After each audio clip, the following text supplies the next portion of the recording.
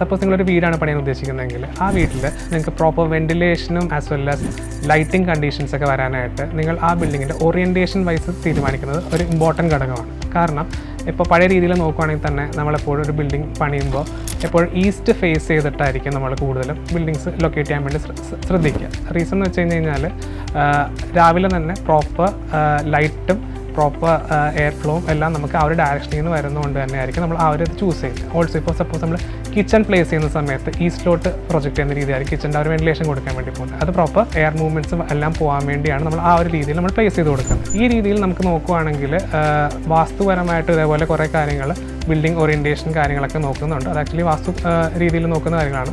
നമ്മൾ actually technical ആയിട്ട് പറയുവാണെങ്കിൽ പ്രോപ്പർ വെന്റിലേഷൻ കിട്ടുമ്പോഴായിരിക്കുള്ളൂ ആ വീടിൻ്റെ സാറ്റിസ്ഫാക്ടറി കണ്ടീഷൻസ് നമുക്ക് സോൾവ് ചെയ്യാൻ വേണ്ടി പറ്റത്തുള്ളൂ. ഓരോ ലൊക്കേഷൻസ് ഉണ്ട്, ലൊക്കേഷൻ സ്പെസിഫൈഡ് ആയിരിക്കുള്ളൂ ഈ വാസ്തുപരമായിട്ട് ലൊക്കേറ്റ് ചെയ്യുന്നത്. സോ അതനുസരിച്ചിട്ട് ഓരോ ബിൽഡിങ്ങിൻ്റെ റൂംസിനും കാര്യങ്ങൾക്കും ഇത്രയും അളവ് പാടുള്ളൂ, വെന്റിലേഷൻ്റെ സൈസ് ഇത്രയും പാടുള്ളൂ, ആൻഡ് ഓൾസോ കിച്ചൻ്റെ പ്ലേസിങ് ഇവിടെ പാടുള്ളൂ.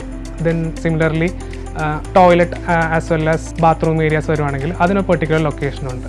ദെൻ സെപ്റ്റിക് ടാങ്ക് ചൂസ് ചെയ്യുമ്പോൾ അങ്ങനെ പല രീതിയിൽ നമുക്ക് വാസ്തുപരമായിട്ട് നോക്കുകയാണെങ്കിൽ തന്നെ ഓരോന്നിനും പെർട്ടിക്കുലർ ലൊക്കേഷനുണ്ട്. സോ ആ രീതിയിലും കൂടി നോക്കിയിട്ട് ബിൽഡിംഗ് പണിയുവാണെങ്കിൽ ആ ബിൽഡിങ്ങിൻ്റെ യൂട്ടിലിറ്റി കുറച്ചും കൂടി പ്രോപ്പറായിട്ട് കിട്ടും. സോ നമ്മൾ കൺസിഡർ ചെയ്യുമ്പോൾ ഈ കാര്യങ്ങളൊക്കെ നോക്കിയിട്ട് വേണം കുറച്ചും കൂടി ആ ഒരു ബിൽഡിംഗ് സൈസും ബിൽഡിങ്ങിൻ്റെ ഓറിയൻറ്റേഷൻ നമ്മൾ തീരുമാനിക്കാനായിട്ട്.